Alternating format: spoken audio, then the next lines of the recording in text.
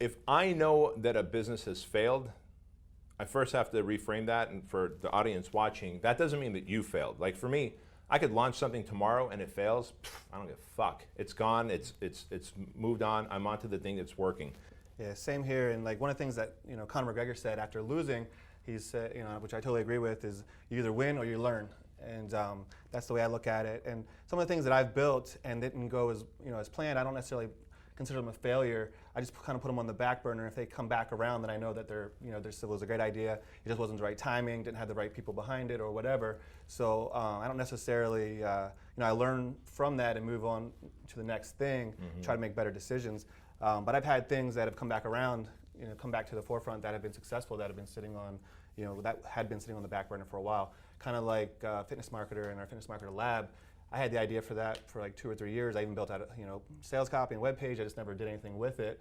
And then after traffic and conversion, like 2.5 years ago, something like that, Josh came to me with the same exact idea. I was like, yeah, I already have the logo, I already have everything done, ready to go. So we launched our membership site together, and it was successful. So nice. I don't know if it was Churchill or who quoted that was said that success is going from failure to failure without loss of enthusiasm, and that's.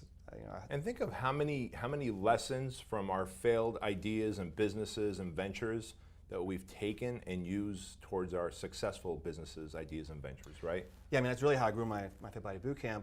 Because I started my Fit Body Bootcamp and then joined the Info Mastermind and started my soccer conditioning program. And after I launched it, I realized it's not what I wanted to do.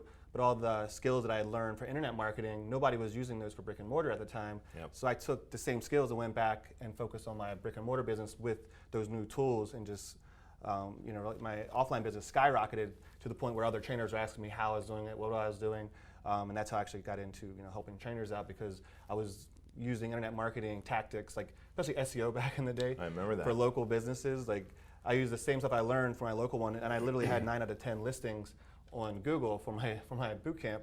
I had a blog, I had like my Facebook fan page, I had my actual website.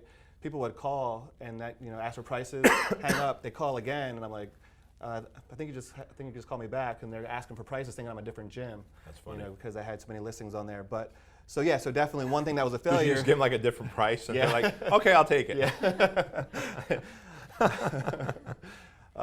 But yeah, so I did take the skills that I learned from what people would consider a failure, even though it was making me money, just wasn't something I wanted to do on time, was able to apply it to a different business. That's a great example. And make more money.